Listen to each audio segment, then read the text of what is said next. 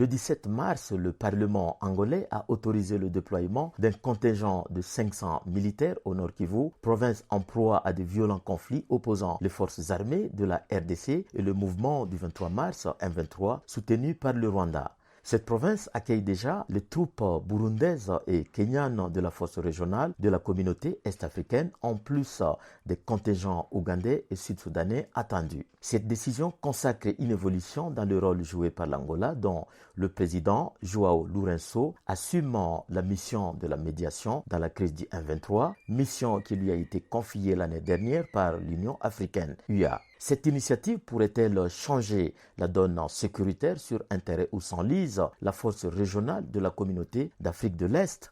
Bonjour et bienvenue dans ce 11e épisode de la saison 3 de Ponajek, capsule audio du groupe d'études sur le Congo et de Bouteli, son partenaire de recherche qui tente d'éclairer l'actualité en RDC. Je suis Agenonga Chobert, chercheur principal pour les Zouélé à Ebouteli. Nous sommes le vendredi 24 mars 2023. Depuis avril 2022, la gestion politique et militaire de la crise sécuritaire liée à la résurgence du M23 et à l'activisme des groupes armés actifs à l'est de la RDC a été assurée par l'UAC. Parallèlement au processus mené par cette organisation régionale, l'UA a désigné le président João Lourenço comme médiateur régional dans la crise du M23. Bien que des accords de paix aient été signés sous sa médiation, ils n'ont presque pas connu un début d'application. À titre d'exemple, la feuille de route de Luanda du 23 novembre 2022, que d'aucuns considèrent comme un plat de paix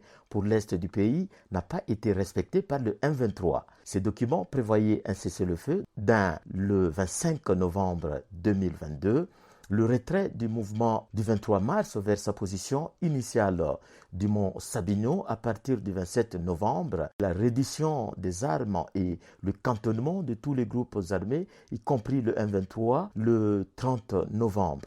À l'instar d'autres résolutions des chefs d'État de la région, cette feuille de route n'a pas été respectée par le M23 et la force de l'EAC, sans s'éveiller à sa mise en œuvre, y a assisté impuissante. Le gouvernement congolais n'a pas caché son mécontentement à l'égard de l'EAC et le 18 janvier, les mouvements citoyens ont organisé une manifestation de colère contre cette force régionale à Goma. Le 6 février, le président congolais Félix Tshisekedi a entamé une tournée auprès des pays membres de la SADC, tels que l'Angola, l'Afrique du Sud, comme pour trouver des alliés alternatifs à l'EAC et à son laxisme.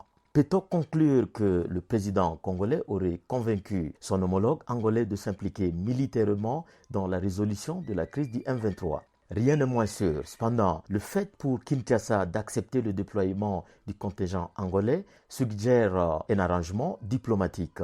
Mais quel est l'enjeu réel de l'implication militaire de l'Angola dans la résolution de la crise du M23?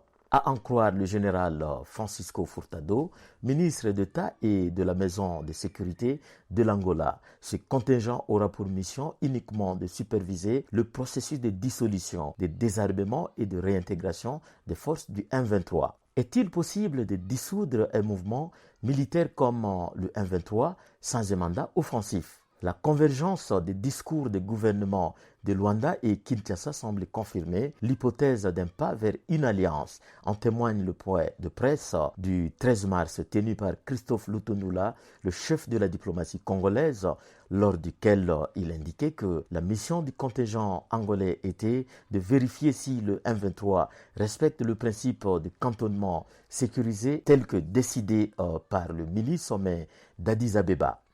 Sans aucune capacité coercitive, l'intervention militaire angolaise risque toutefois de ne pas changer grand-chose sur le terrain. Il s'agit par contre d'une superposition des forces sur celles de l'UAC qui ont déjà montré leur faiblesse devant les caméras du monde entier. Il faudrait clairement choisir entre la puissance de feu contre le M23 ou un dialogue politique direct entre ce mouvement et Kinshasa pour sortir de cette zone de turbulence. Vous pouvez rejoindre notre fil WhatsApp en envoyant GEC ou Ebouteli au plus 243 894 110 542 chaque vendredi sur votre téléphone. À bientôt.